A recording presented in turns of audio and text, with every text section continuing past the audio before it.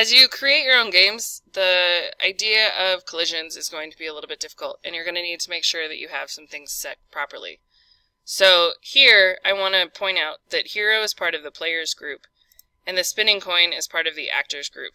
This can be a little bit of a problem because they aren't going to collide, and so you're not going to be able to have collision events work.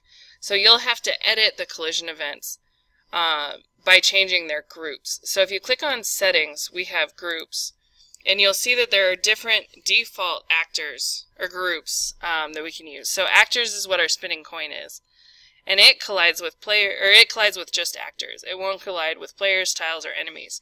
We actually want to add those things, so we can actually select them or not depending on what you need.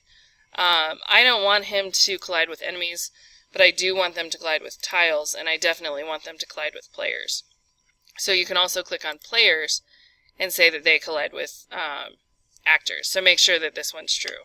So that kind of makes sure that they collide together. The other thing to pay attention to is this idea of the collision box. So if we open up Hero and look at collision, you should see a box around each of the animations.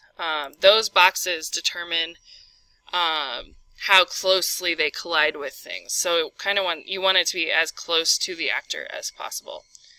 You can add them by choosing Add Box.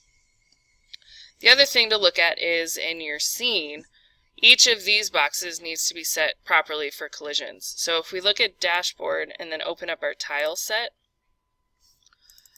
we can actually open it up and look at each one. So if we look at a specific tile, it'll have collisions here.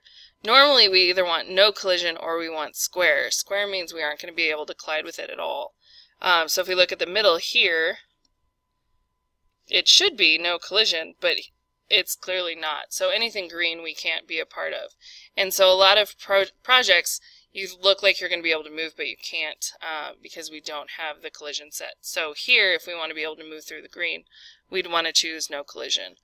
Once we change that, we want to make sure we close our level 1 and reopen it before we save the game. Otherwise, it might not actually take, and you'll see the same thing happen. So you want to make sure that you open the scene and then save it. You can save the project or test it, but make sure you close and open the level. So I hope this helps with all of the problems with collision. Thank you for watching.